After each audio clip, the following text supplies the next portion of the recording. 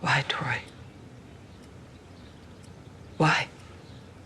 After all these years, come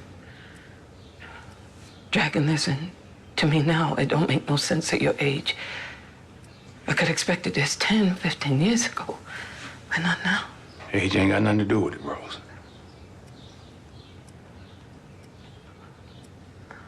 I'm trying to be everything a wife should be. Everything a wife could be. I've been married 18 years, and I got live to see the day you tell me you've been seeing another woman and then fathered a child by her.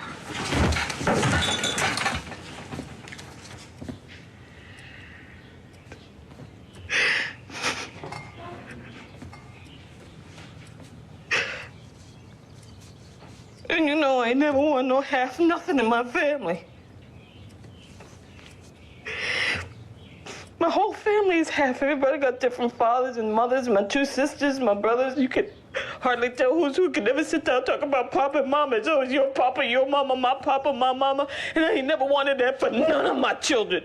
And now you want to drag you behind in here and tell me something like this? Stop it now. You ought to know. It's time for you to know. Well, I don't want to know, goddammit!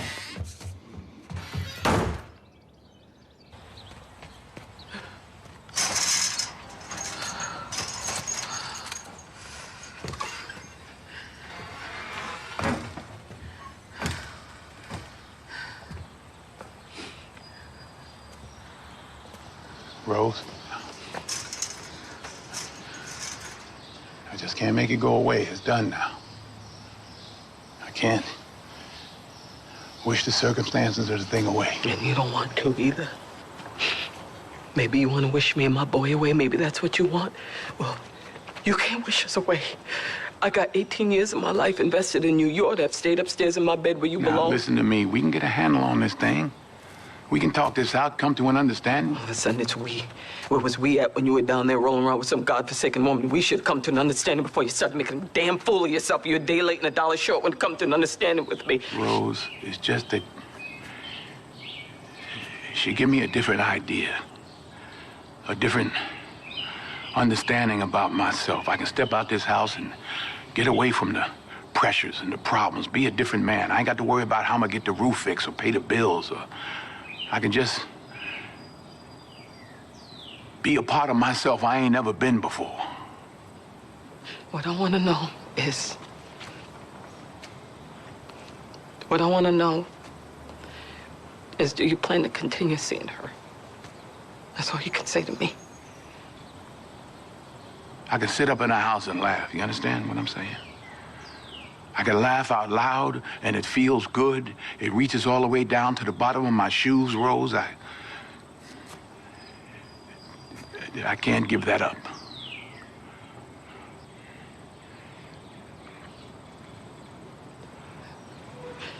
Maybe you ought to go on and stay down there with her. Is she a better woman than me? It ain't about nobody being a better woman or nothing, Rose. You ain't to blame.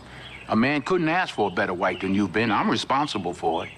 I done locked myself into a pattern trying to take care of you all that I forgot about myself. What the hell was I there for? That was my job, not somebody else. Rose, listen to me. I done tried all my life to live decent, to live a clean, hard, useful life. I try to be a good husband to you in every way I know how. Maybe I come into the world backwards. I don't know, but you're born with 2 strikes on you before you come to the plate. You got to guard it closely, always looking for the curveball on the inside corner. You can't afford a call strike. You can't let nothing get past you. If you're going down swinging. Everything lined up against you. What you gonna do? I fooled them, Rose. I bunted. When I found you and Corey in a halfway decent job, I was safe. Couldn't nothing touch me. I wasn't gonna strike out no more. I wasn't going back to the penitentiary. I wasn't gonna lie in the street with a bottle of wine. I was safe. I had me a family, a job. I wasn't gonna get that last strike. I was standing on first base, waiting for one of them boys to knock me in to bring me home. I saw the gal, she firmed up my backbone. I got to thinking that if I tried, maybe I could steal second. You understand what I'm saying? I just wanted to steal second. I stood on first base for 18 years, and I thought, well, goddammit, go on for it. We ain't talking about baseball. We're talking about you going off and laying up with another woman and bringing her home to me. That's That's what we're talking about. We're not talking about no baseball. You're not listening to me. I'm trying to explain it to you the best way I know how. It's not easy for me to admit that I've been standing in the same place for 18 years. Well, I've been standing with you. I've been right here with you, Troy. I got a life, too. I gave 18 years of my life to stand in the same spot as you. Don't you think I ever wanted other things? Don't you think I had dreams and hopes? What about my life? What about me? Don't you think it ever crossed my mind to want to know other men? That I wanted to lay up somewhere and forget about my responsibilities? That I wanted someone to make me laugh so I could feel good? You're not the only one who's got wants and needs, but I held on to you, Troy. I took all my feelings, my wants and needs and dreams, and I buried them inside you. I planted a seed and watched and prayed over. I planted myself inside you and waited to bloom. It didn't take me no 18 years to realize the soil was hard and rocky and it wasn't never gonna bloom. But I held on to you, Troy. I held you tighter. You was my husband. I owed you everything I had, every part of me I could find to give you. And upstairs in that bedroom with the darkness falling in on me, I gave everything I had to try and erase the doubt that you wasn't the finest man in the world, and wherever you was going, I was gonna be there with you because you was my husband. Because that's the only way I was gonna survive as your wife. You're always talking about what you give and what you don't have to give. But you take too, Troy. You take.